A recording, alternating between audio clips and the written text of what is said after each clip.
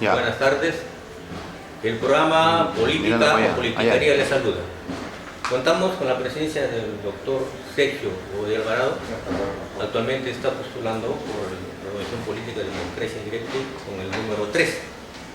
Lo dejamos para que salude, doctor, a todos los internautas. Cecitar, antes que nada, agradecerte la invitación a tu programa Política y Politiquería y a todos tus telenautas que me brinda la oportunidad de conversar contigo, concurrir a tu programa y exponer nuestros puntos de vista en esta contienda electoral. Doctor, le dejo para que usted ponga su plan de gobierno en unos 2 o 3 minutos, en términos generales, para después hacer las preguntas respectivas. Gracias, César. Estamos postulando nosotros con la Organización Política Democracia Directa, que lidera y encabeza en calidad de candidato presidencial el señor Gregorio Santos Guerrero como candidato a la presidencia de la República del Perú. El programa que enarbola la democracia directa básicamente tiene 2 aspectos fundamentales que la orientan. El primero es que nosotros consideramos de que se necesita efectuar un cambio de modelo económico en nuestra patria. En los últimos 25 años se viene aplicando un modelo económico neoliberal cuyo efecto práctico es que los ricos se han vuelto más ricos en nuestro país y los pobres están más pobres. El beneficio económico de este modelo es básicamente para el 20% de la población y de manera específica para un paquete de 500 empresas que representan el 1% del empresariado nacional o del empresariado peruano. Mientras que el 50% de la población, esto es aproximadamente 15 millones de peruanos, están en un estado de pobreza. Y dentro de ellos, no menos de 7 millones atraviesan una situación de pobreza extrema. Entonces, nosotros pensamos que este es un modelo donde favorece fundamentalmente a este grupo de empresas que en la práctica se convierten en los dueños económicos del país y de sus riquezas naturales fundamentalmente. Mientras que el 90% de las micros, pequeñas, medianas empresas nacionales, que son las que sostienen el peso económico y social de las amplias mayorías nacionales, viven agobiados por una serie de problemas de carácter económico legal. Por el otro lado, el segundo lineamiento que postula democracia directa es un cambio político-jurídico, una reforma profunda del Estado, de las instituciones tutelares del Estado.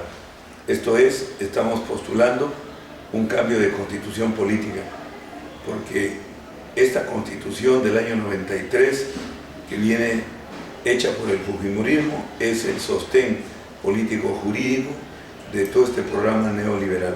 Doctor, dígame usted. Sobre la Constitución, le quiero hacer una consulta. Dígame.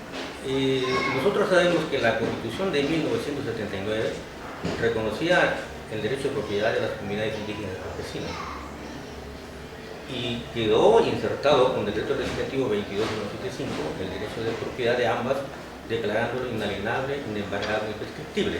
En la Constitución de 1993 se perdió todo eso. Y frente a los sucesos de Bagua, la Comisión Interamericana de Derechos Humanos le recomendó a Alan García que restablezca en la Constitución Política del Perú el derecho de propiedad de las comunidades indígenas, no de las campesinas, porque la Comisión Interamericana de Derechos Humanos solamente se dedica a las comunidades indígenas. Entonces, está dentro de su programa restablecer la propiedad de las comunidades indígenas y el derecho de consulta, que solamente está dedicado o dirigido a las comunidades indígenas, ¿puede ampliarse a las comunidades campesinas? Efectivamente, César, el planteamiento es de que en esta reforma de modelo económico o cambio de modelo económico va concatenado con el cambio de constitución.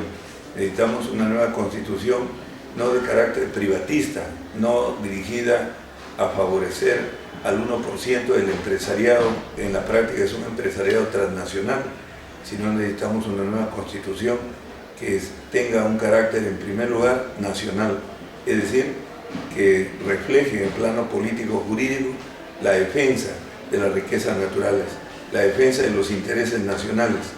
Asimismo, ¿no?, una constitución de carácter social, es decir, que reivindique e incorpore los derechos fundamentales de las amplias mayorías de peruanos, incluidos, ¿no?, las comunidades indígenas o amazónicas y las comunidades campesinas, y su derecho histórico inalienable a gozar de estas riquezas naturales, tanto del suelo como del subsuelo, y de manera particular la defensa del agua como un derecho humano fundamental.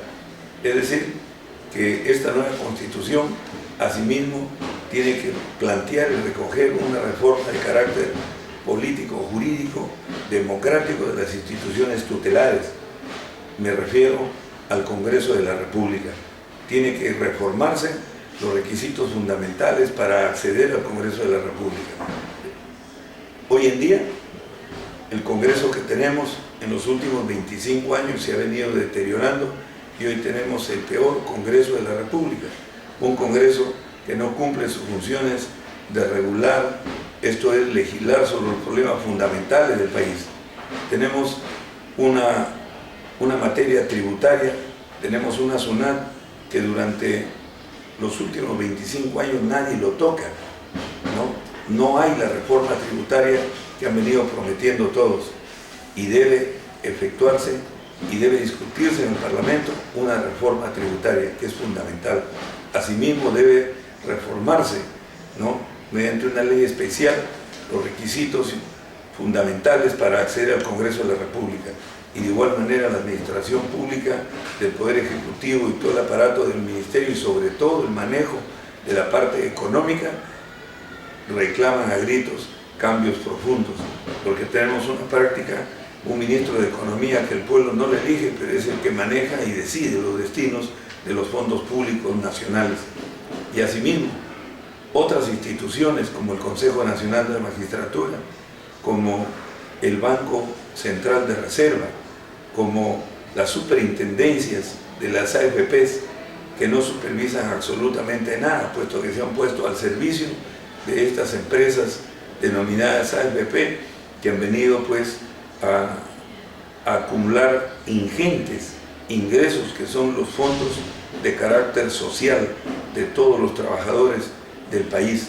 Estas AFP que manejan actualmente más o menos un aproximado de 125.000 millones de soles, ¿no?, que son fondos de las mayorías, sin embargo le dan un uso privado, y que a la hora de perder, como por ejemplo en la crisis del 2008-2009, las AFP han perdido en menos de 30 días, han perdido aproximadamente cerca de 25.000 millones de soles, que al final se lo cargan no a estas empresas, sino se lo cargan a los dueños de estos fondos, que son la mayoría de los trabajadores aportantes. Doctor, es decir, eso necesita cambio profundo, don César. Doctor, la ley de consulta previa ha sido aprobada pero no ha sido publicada. Entonces, ¿qué sucede?